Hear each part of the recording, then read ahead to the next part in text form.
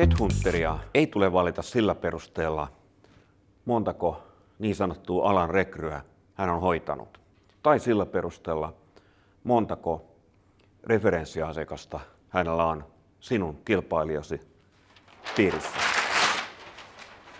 Mikäli tällainen toimija on tuottanut palvelua usealle sinun kilpailijalle, hänelle erittäin todennäköisesti on sitoumuksia olla rekrytoimatta näiltä asiakkailtaan.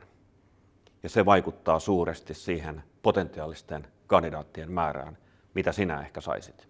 Sen sijaan headhunterilla tulee olla oikeanlaiset metodit, jotka vastaa nykyajan vaatimuksiin. Lisäksi prosessin täytyy olla uskottava niin, että se tuottaa riittävän määrän laadukkaita ehdokkaita.